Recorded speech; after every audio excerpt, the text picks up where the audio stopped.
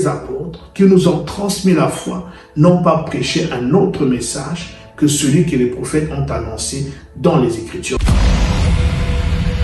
Dans notre précédente capsule, nous avons commencé à parler de 5 caractéristiques de l'Évangile qui nous permettent et qui nous permettront de discerner le vrai du faux évangile.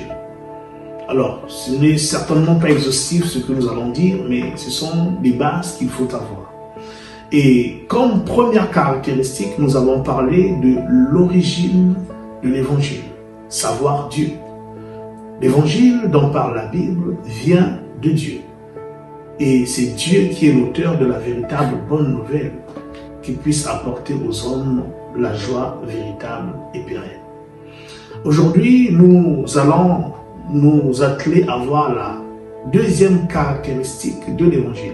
Qu'est-ce qui caractérise en second l'évangile? Toujours d'après l'épître aux Romains au chapitre 1, nous poursuivons en lisant le verset 2.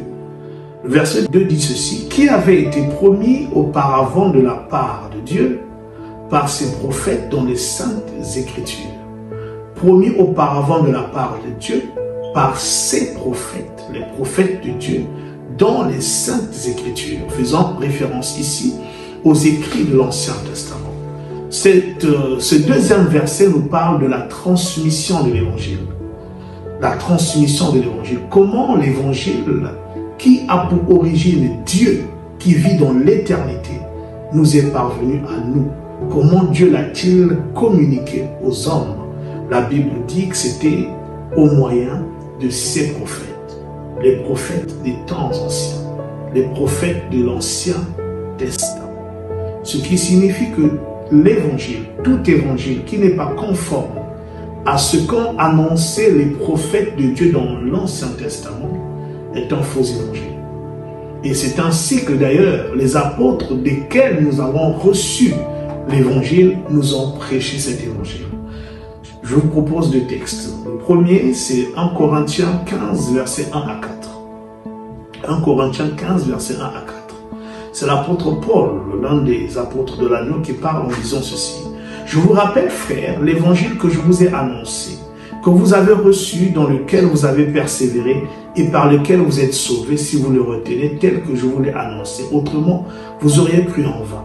Je vous ai enseigné avant tout, comme je l'avais aussi reçu, que Christ est mort pour nos péchés selon les Écritures, qu'il a été enseveli et qu'il est ressuscité le 3e jour selon les Écritures. L'expression qui nous intéresse ici, c'est selon les Écritures. Il dit, le message que je vous ai annoncé n'était pas différent de celui qui était déjà dans les Écritures.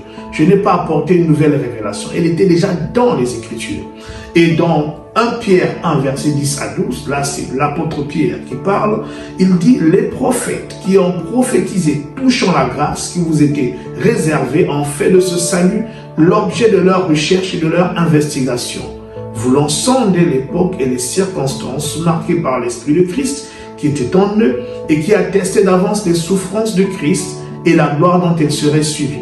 Il leur fut révélé que ce n'était pas pour eux-mêmes, mais pour vous qu'ils étaient les dispensateurs de ces choses, que vous ont annoncé maintenant ceux qui vous ont prêché l'évangile par le Saint-Esprit envoyé du ciel et dans lesquels les anges désirent plonger leur regard.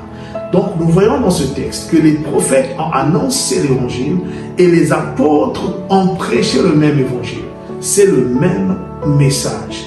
Il n'y a pas de dissonance, de différence entre ce que les prophètes de l'Ancien Testament ont annoncé et les apôtres. C'est pourquoi toute révélation qui contredirait les prophéties d'inspiration divine de l'Ancien Testament n'est pas l'évangile de Dieu. Parce que les apôtres qui nous ont transmis la foi n'ont pas prêché un autre message que celui que les prophètes ont annoncé dans les Écritures. Même l'apôtre Paul qui nous écrit, qui a reçu cet évangile directement de Jésus-Christ, elle a reçu un évangile de Christ qui était conforme à celui des apôtres.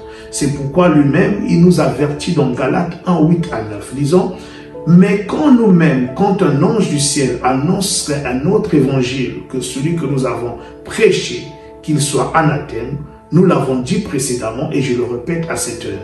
Si quelqu'un vous annonce un autre évangile que celui que vous avez reçu, qu'il soit anathème, maudit. » Donc, un serviteur de Dieu peut être vrai, mais s'il annonce un évangile, une bonne nouvelle, différente de celle des apôtres, même si c'est un ange qui vous apparaît, et que son message est différent de celui des apôtres, son évangile est différent de celui des apôtres, c'est un faux évangile, parce que les apôtres eux-mêmes ont annoncé celui des prophètes avant eux. C'était le pasteur Pavel et je vous donne rendez-vous à notre prochaine capsule.